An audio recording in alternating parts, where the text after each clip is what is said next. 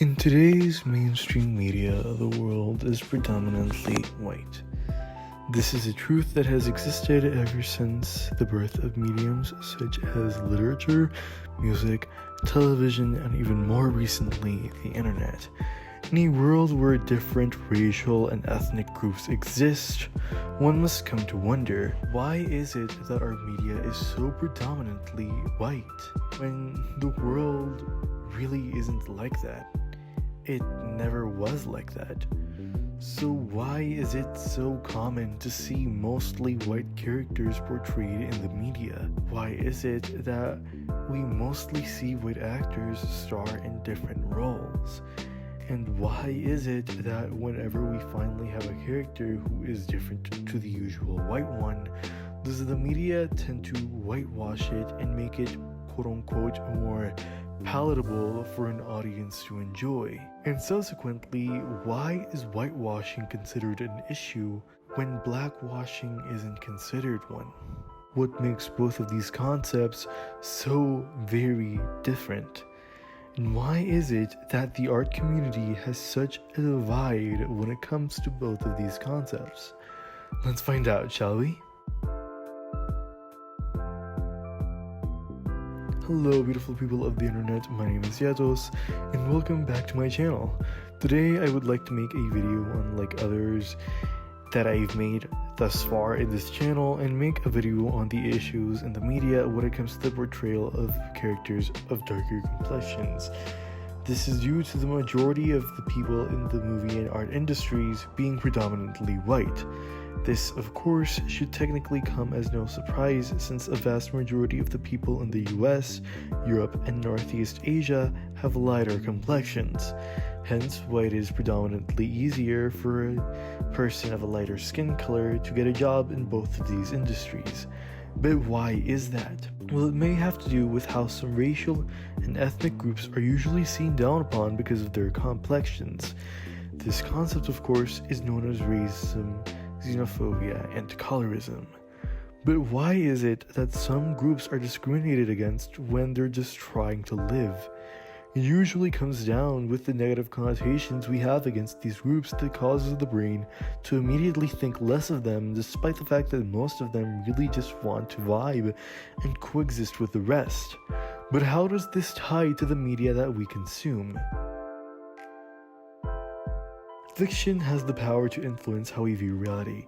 It is a truth that has been prevalent since time immemorial. Usually, the fiction we consume, whether it be on books, video games, anime, manga, or TV, can affect the lens with which we witness our reality. This is especially true when you have an impressionable audience to consume the media you give out to them. It is the reason why we look at the usual straight, white, and male-oriented content and automatically assume that this is the norm. It is why we usually see characters like Naruto, Cinderella, and even Harry Potter, all with fair complexions, and immediately assume that this is the norm. Hence, we create more characters that look like them. Remember, humans usually create content that in any way, shape, or form reminds us of ourselves. As such, we like to see characters who look like us and share similar experiences to our own. However, the unfortunate truth of the matter is that we do not give that spotlight to many black and other people of color content creators, thus making an imbalance in the system because their stories aren't as quote-unquote marketable to broader audiences. This is why it is so rare for us to get to see characters who are of color. This is even more predominantly true in countries like Japan, where even though most of the people living in Japan are Asian, the characters portrayed in most anime are more likely inspired by Western and European beauty standards. Much like Thuman, a fellow artist and content creator here on YouTube who just so happens to be black, herself explained. An example of this would be Usagi Tsukino, also known as Sailor Moon, who, despite the fact that Usagi is technically Japanese, she has fair skin, blonde hair, and blue eyes, all traits typically tied to Western beauty standards. Why is it that black people and other POC individuals care so much about their culture? Well, it mostly has to do with the history of racism in the US and the rest of the American continent. The way that most white folk came to America was done to conquer and to take what the natives had. As they exploited, tortured, and murdered thousands upon thousands of the original inhabitants, they also forced them to convert to Christianity. This is an indubitable and unshakable fact in our history, something that we cannot easily forget. It is even worse when you realize that they later resorted to human trafficking and forcing thousands upon thousands of people to come to the continent as not only that, but we strip them and their descendants from their culture, since the truth is that the African culture is very rich and diverse due to it stemming from several different cultures. Their African American descendants, however, do not have that due to most of these cultures that came from the original African continent did not survive once they arrived to the Americas. Thus, once they were stripped of their cultures and ethnical backgrounds, the only real thing that united them was their skin color, essentially their blackness. Essentially, black people were pushed to create their own culture and to have something to stick to and relate to, which is why they usually protect their culture very much, thus becoming enraged when someone appropriates their culture. Now, there is a huge difference between cultural appropriation and cultural appreciation, but that is a topic that I would like to touch in a later video. Essentially, what whitewashing does is exactly that. It erases the representation that these minority groups had in favor of depicting more white characters. Historically, this has only been done to further erase minority groups and to make POC characters quote-unquote more desirable. An example of whitewashing is the Avatar: The Last Airbender live-action movie that depicts the Asian and darker skinned characters as white. This is only ever really done with malicious intent rather than a genuine desire to see a different version of these characters. In contrast, blackwashing is a more recent and younger term that is mostly done by black artists and content creators as a reimagination of a white character into a POC character. Essentially, most of the time, that is not an action done out of spite. With all of this context in mind, I now ask you once more, why is it we are so uncomfortable with whitewashing, yet almost nonchalant and encouraging when it comes to quote-unquote blackwashing, as many tend to call it?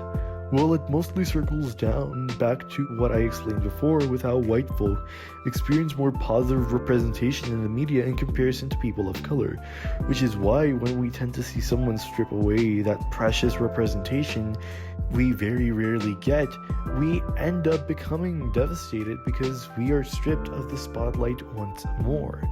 The main difference between whitewashing and blackwashing is that whilst whitewashing is taking a POC character and washing away their blackness out of a place of malice, blackwashing usually occurs as a way to reimagine white or light-skinned characters as black as a way to have genuine fun. There are exceptions to this rule, as the example of Xena Fixes Art, who maliciously claimed that they were fixing art of light-skinned and white characters and people.